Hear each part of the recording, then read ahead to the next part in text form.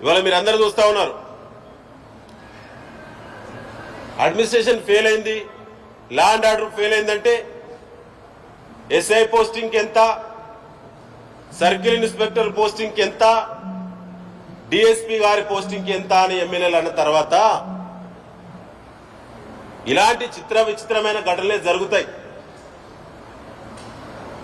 ఆత్మవిమర్శ చేసుకోవాల్సింది పాలకులు, కాంగ్రెస్ పార్టీ ప్రభుత్వం అని చెప్పదలుచుకున్నాం. ఏసీబీ కేసులు విరిగిపోయినాయి, విపరీతమైన ఏసీబీ కేసులు. శుద్ధపూసలో ఉన్న కాంగ్రెస్ పార్టీ అలా ఏమీ మాట్లాడతలేదు దానిపైన. అదేవిధంగా ముఖ్యమైన విషయం ఏంటంటే,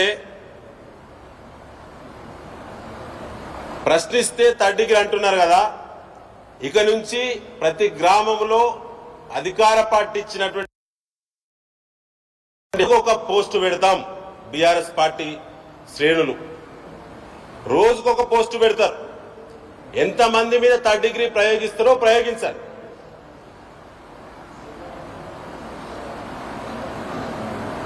ఇక నుంచి దానికి ప్రత్యేక కార్యాచరణ, ప్రత్యేకమైన శిక్షణ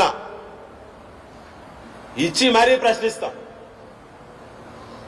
మీ పని విధానాన్ని మార్చుకోవాలి తప్ప ప్రశ్నించిన వాళ్ళని కొట్టిస్తాం అని అంటే ఇక్కడ ఎవడు పడడానికి లేడు, అసమర్థులు ఎవరు. అదేవిధంగా కొంతమంది ఎమ్మెల్యేలు ఇటీవల అన్నారు, అక్కడ బీకలేని వాళ్ళు ఇక్కడ బీకుతారా అని. ఇలా కుటుంబాలు చచ్చిపోతుంటే అధికార పార్టీ ఎమ్మెల్యేలు ఏం బీకుతున్నారు? కుటుంబాలను మీ ప్రభుత్వంలో హత్యలు జరుగుతుంటే అధికార పార్టీ ఎమ్మెల్యేలు ఏం బీకుతున్నారు? వరంగల్ జిల్లాలో నర్సంపేటలో జరుగుతున్న ఘటనలను, మీ నియోజకవర్గాల్లో తీవ్రమైన ఘటనలు జరుగుతుంటే మీకు ఓట్లేసిన ప్రజలను మీరు కాపాడుకోకుండా ఏం బీకుతున్నారు? ఎప్పటికైనా ప్రశ్నకు ఆన్సర్ రావాల్సిన పద్ధతిలో వస్తుంది. మాట్లాడే ముందు జాగ్రత్తగా మాట్లాడాలని చెప్పి బీఆర్ఎస్ పార్టీ హెచ్చరిస్తా ఉన్నది. ఇక కొత్త కల్చర్ వచ్చింది ఈ మధ్యలో. మార్పు ఏమొచ్చిందంటే, మా పాలనలో రౌడీ షీటర్లుగా ఉండి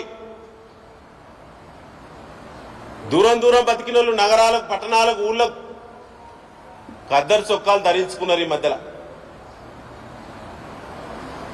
ఖద్దరు చొక్కాలు ధరించుకున్నారు. ఇదే కాంగ్రెస్ పార్టీ తెచ్చినటువంటి మార్పు. వరంగల్ జిల్లాలో మా కడియం శ్రీహరి గారు గతంలో మాకు పాత ఉప ముఖ్యమంత్రిగా పనిచేసిన మా పార్టీ ప్రభుత్వంలో వారు మాట్లాడారు. నిన్న కొద్దిగానైనా ఆలోచించాలి. పెద్దవారు 70 సంవత్సరాలు దాటి 7 పదులు దాటి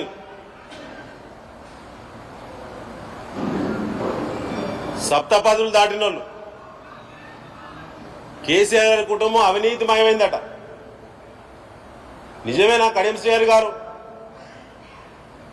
మీరు మాతో పాటు 10 సంవత్సరాల జర్నీలో ఉన్నారు కదా, మొత్తం అధికారంలో ఉన్నారు కదా. వచ్చిన కాడి నుంచి పోయేంత వరకు మీరు పవర్లో ఉన్నారు. మీ కుటుంబ సభ్యులకు అవకాశాలు వచ్చినాయి. మీరున్నారా? అల్లా కేసీఆర్ గారి కుటుంబం అవినీతిమయమైతే మీరున్నారా? అల్లా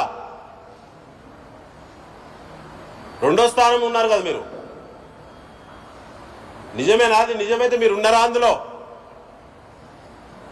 ఈ వయసులో కూడా మీరు అట్లా రాజకీయాలు మాట్లాడచ్చా? ఇది కరెక్ట్ కాదు. జీవితంలో కాంగ్రెస్ కోటేనన్నాడు. మీ కూతురికి కాంగ్రెస్ పార్టీ అవకాశం ఇచ్చింది కదా. నీతి చెడితే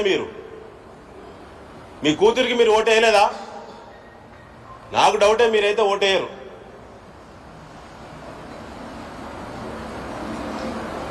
శ్రీహరి గారు ఆ విధంగా మాట్లాడాలని మేము బీఆర్ఎస్ పార్టీ తీవ్రంగా ఖండిస్తుంది. ముఖ్యంగా మిత్రులారా,